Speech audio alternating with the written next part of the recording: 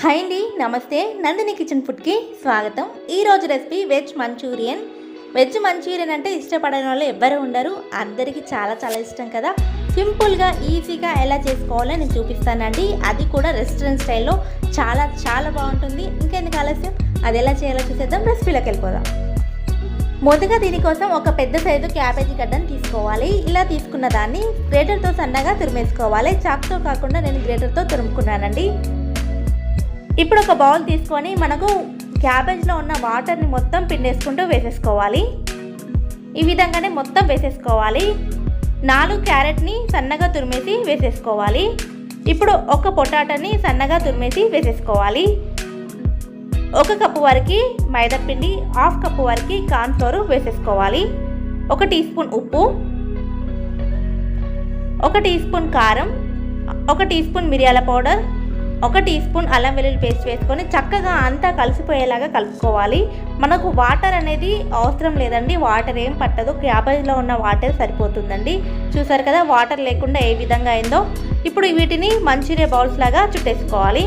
ఈ విధంగా అన్నింటినీ ఇలా బాల్స్ లాగా ప్రిపేర్ చేసి పెట్టేసుకోవాలి.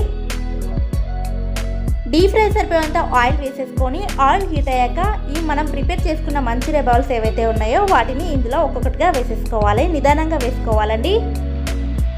ఒకసారి కొంచెం వేగాక ఈ విధంగా టర్న్ చేసుకోవాలి. మనకు పైకి లేచాక కొంచెం వేగాకనే టర్న్ చేసుకోవాలండి, వెంటనే చేసేసుకోవద్దు.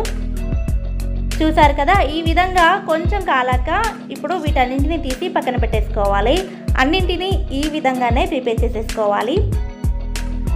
ఇలా ప్రిపేర్ చేసుకున్న మంచూరియా బాల్స్ని పక్కన పెట్టేసుకొని ఒక కడాయి పెట్టుకొని 1 టేబుల్ స్పూన్ ఆయిల్ వేసేసుకొని 4 పచ్చిమిర్చిని సన్నగా కట్ చేసి వేసేసుకోవాలి. 5-6 వెల్లుల్లిని కూడా సన్నగా కట్ చేసి వేసేసుకోవాలి. ఇవి కొంచెం వేగాక ఇప్పుడు ఇందులోకి సన్నగా కట్ చేసుకున్న ఒక పెద్ద సైజు ఆనియన్ని వేసేసుకోవాలి. ఆనియన్ అనేది మనం గోల్డెన్ కలర్ వచ్చే వరకు వేయించుకోవద్దండి, జస్ట్ కొంచెం పచ్చివాసన పోయేంత వరకు వేయించుకుంటే సరిపోతుంది. 1 టీ స్పూన్ అల్లం వెల్లుల్లి పేస్ట్ కూడా వేసేసుకోవాలి.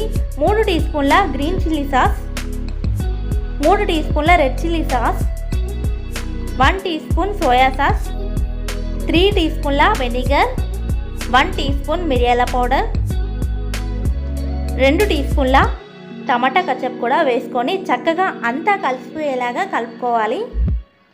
2 టీ స్పూన్ల కార్న్ ఫ్లోర్లో కొన్ని వాటర్ వేసేసుకొని కలుపుకొని ఇందులో వేసేసుకోవాలి. ఇలా వేసుకొని ఒకసారి కలుపుకోవాలి. ఈ ప్రాసెస్ అనేది హై ఫ్లేమ్లలో పెట్టుకోవాలండి, మీడియం సిమ్లో పెట్టకూడదు. 1/2 teaspoon sugar, 1/2 teaspoon salt వేసుకొని చక్కగా కలుపుకోవాలి. మనం ప్రిపేర్ చేసుకున్న మంచూరియా బాల్స్ ఏవైతే ఉన్నాయో వాటిని ఇందులో వేసేసుకోవాలి.